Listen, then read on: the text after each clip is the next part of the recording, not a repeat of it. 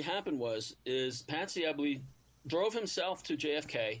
He parked in long-term parking. He put the keys in the glove compartment, pulled out of the trunk brand new luggage with brand new clothes, and walked into JFK and bought a one-way ticket to Lagos, Nigeria. Really? And from Lagos, Nigeria, he supposedly traveled his way up to Tunisia, and then he snuck on a boat, and he got to Sicily. And if he was alive today, and probably not, he would be 91 years old. But he is the only mobster, really, that got away with everything. And he's a really unique figure for that reason. And it's really the primary reason why he's not as famous as some of the other ones who got caught and were stupid and did crazy things, Yeah, I got you. Yeah, because everyone wants to talk about them because it helps the government, in their line that hey, we're cracking down on organized crime. It's like the comic book code of post-World War II America. No villain can get away with anything in the comics, and it's kind of the same thing with journalism and true crime, the true crime genre. So now Silvio Eboli, right now, he's not getting into any trouble by doing this book about bragging about his activities? Because that's frowned upon, too, from the old days, from what I knew. Well, yeah. Well, he, like I said, he took over in 2013. So he's on the throne. He makes all the decisions for the Eboli family. And from what I mean, the whole family was very cooperative with me in writing this book. I interviewed several members of the Eboli family, and I interviewed several members of people who worked with the Eboli family. And it was, believe it or not, it was actually a very easygoing project, besides some of the things that I saw. But, getting the information and being allowed to do this was actually quite easy. Okay, very interesting. Well, yes, I'm out of touch. I've been out of New York since 2000, and I would say even in New York, I was out of touch with that kind of stuff for a good 10 years. That my only little living in Staten Island, you can't avoid it. Even no matter how much I own the nightclub in Manhattan, which is why I know about these guys so much. Okay, so all these guys, all these names, they all had their hands in my pockets. All these people were talking about it, So they were my silent partners. Okay, I'm going to take a commercial break. We're going to come back with Toby Rogers. I'm loving this conversation, by the way. It reminds me of New York City. It reminds me of the old days. The Ganja Godfather, untold story of New York City's weed kingpin. And the other book he's written is Ambushed, The Secrets of the Bush Family. Great stuff. Toby Rogers, man, I'm really excited to have him. Go to the Opperman Report blog and buy those books. Click on those books. Let's pick them up. We'll be right back after these messages.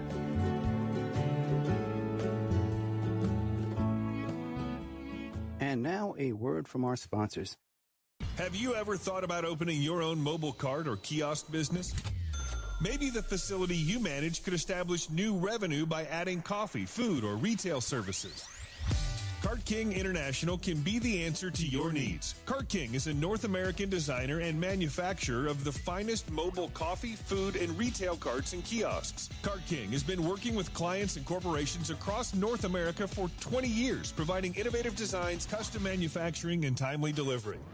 Carts and kiosks are fun, and so are the dozens of designs on our website. Please visit us today at www.cart-king.com or just call us at 1-877-986-7771 and get your sales rolling.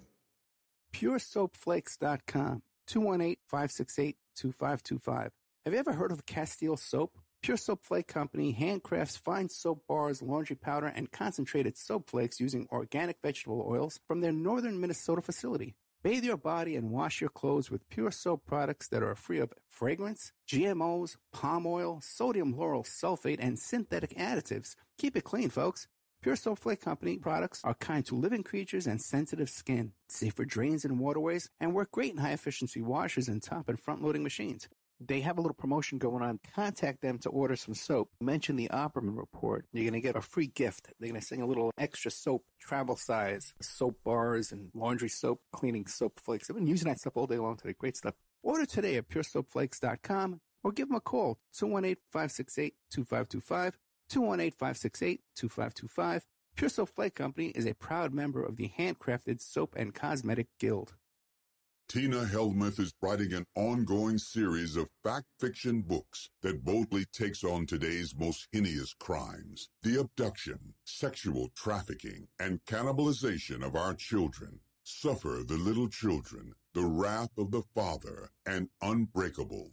Deeply researched and mixed with the supernatural, good versus evil makes these thrillers hard to put down, shining a light on the root cause of these crimes and introducing a spiritual solution. Justice will be served. Available at lulu.com in paperback or ebook. It's the Opperman Report. And now, here is investigator Ed Opperman. Okay, welcome back to the Opperman Report. I am your host, Private Investigator Ed Opperman. Show's brought to you by Audible.com. Go to audibletrial.com/Opperman Report. Get yourself a free audio book.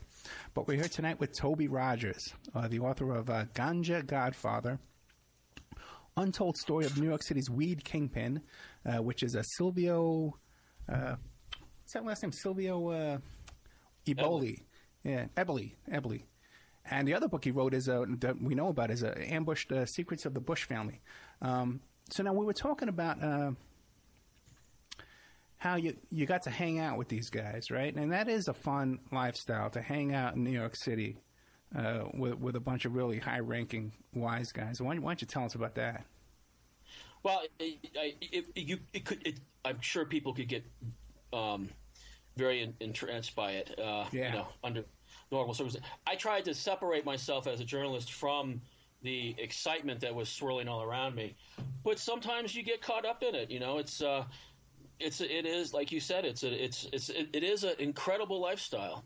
Not many people ever get to experience it, and there's a lot going on in New York, and there's a lot of money being spent, and I could go into detail, but it's a pretty wild adventure. Yeah, it's not just the money. It's knowing where to go. It's knowing where the hot spots are. It's knowing the owners of the hot spots. You walk into a nice restaurant, you get the best table. It's a lifestyle, man.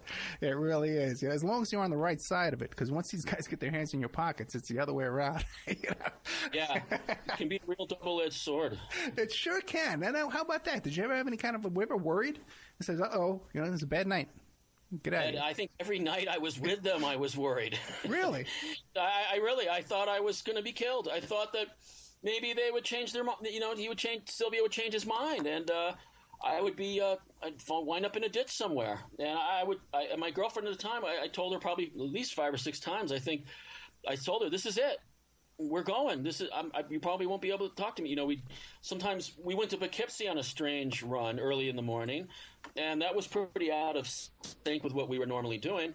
And I thought they were driving me to my death. But yeah, my girlfriend said, "You're the only one who seems paranoid here. He seems pretty calm and collected." And the reality was, that was right. He was fine with me hanging around. I was the one who was paranoid. And the reason why I went up to Poughkeepsie actually was to meet one of the big distributors upstate to hook him up into the with the pink hand. And of course, that particular individual wasn't thrilled that there was a reporter on the scene there, and that meeting broke up pretty quick. So it wasn't universal, but within the family, I had total cooperation, which was great. And yeah, I got to see a piece of New York that I probably would have never seen, and most people will never see, But wait, now you're trying to tell me that when you and Silvio he'd go to do his negotiations or whatever, he had to do a deal with this guy, and he'd say, "Oh, and here's Toby. He's a reporter writing a book about all this." No, what happened? Well, yeah. He brought me. Yeah. What happened was, with this particular meeting, we went up to Poughkeepsie in a black Mercedes with 2 Albanian guys who were, I guess, his muscle, and I thought I guess I'd wait in the car, and they were going to go in with him, but he actually had them wait in the car, and I went in with him. So, but the funny thing is that I guess this guy's name, when he went as Fat Johnny, Fat Johnny was tipped off that I was a journalist. Oh, really? And he confronted Silvio in the bar right off the bat, and he was gone within probably about a minute. So that particular meeting didn't go too well with a journalist there. But a lot of the meetings, most of the times I dealt with Silvio in watching business transactions really had to do more with customers and his celebrity clients. But also, I guess I saw family business meetings where things were transacted. But like I said, I knew them from the fish store. So it was kind of they were familiar with me before, not just didn't know me just as my capacity as a journalist as well. And also, too, wouldn't you say that, like, the perception most people have of what a drug deal looks like when they watch it on TV, of, bodyguards standing there holding guns, everybody snarling at each other looking for a fight, it's really not like that. It's pretty just casual business, right? It is. It's you wouldn't even suspect it, and sometimes it does happen right in the open public. Now, so give us an idea. What was an average day? Silvio would come pick you up in his car. Well, give me an idea. What happened? Normally, I'd meet him either at Astor Place or Grand Central, and he actually had a pretty routine day. Usually, would roll into New York around 12 o'clock. Well, actually, no. He'd come in earlier. He has a music studio, so he'd come in and he would record. We'd walk. He'd buy some Nat Shermans at Grand Central. Wait, hold on. He would record like a singer. He would sing. He had a recording studio, and he had musicians would rent it out, or he'd play. He plays instruments. So, he would go down. We'd walk down St. Mark's Street. He'd send me out for bacon, egg, and cheese around the corner at the Mexican joint, where and then he would at 2 o'clock normally we'd go to Velseca, which is a Ukrainian diner, on the Lower East Side. And usually we go for burgers or pierogies. And then 3 o'clock rolls around, his phone rings off the hook. He might have 10 messages waiting for him after just talking to one client for about a minute or two. So from about 3 to 8 o'clock, it's a whirlwind of sending cousins on Vespas all over downtown New York and the Upper West Side. Silvio himself only handles the elite client list, I guess the stars, the either the ultra rich or the celebrities. Silvio is very embedded in the entertainment industry in New York. He has clients in all levels of the entertainment business. He sells to athletes, hockey, basketball, football. He doesn't have any in baseball. And even if they leave town, he'll FedEx it to them for wherever they are. Right. I was going to ask you about that because I know in the old days a lot of stuff was transported across the country in FedEx and UPS, USPS, and stuff like that, in packages through the mail and stuff. Now, with 9/11 now, and even too on the airplanes and stuff back in the old days, you could do it on airplanes. How does this happen now? How do they get it across the country now? With very simple invention, the vacuum sealer. Okay. You see them all the time on on those infomercial channels or the cooking channel. Daisy Seal Meal. Just like they preserve food, they also keep the scent of weed out from dogs. So usually most people are going to be mailing weed. Usually it's overnighted, because you don't want that stuff floating around the post office, and they vacuum seal it in there. Sometimes they wrap it in I think tinfoil. I may be wrong about the tinfoil, but it's overnighted so that there's no problems with the post office. And they also they actually sell online through the Onion Router and Bitcoin as well. So you can do it even anonymously online. You just, through the Onion Router gives Silvio complete anonymity online, and the Bitcoin payment situation, he can just do it electronically, and then off one of the cousins go to the post office to put it in the mail.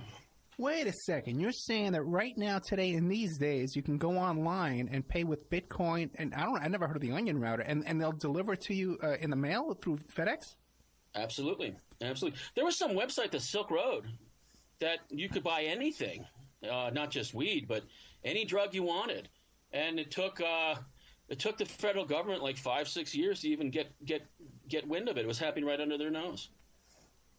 Okay, very interesting. So, a lot of the deal. Actually, I know other dealers in New York, small time dealers.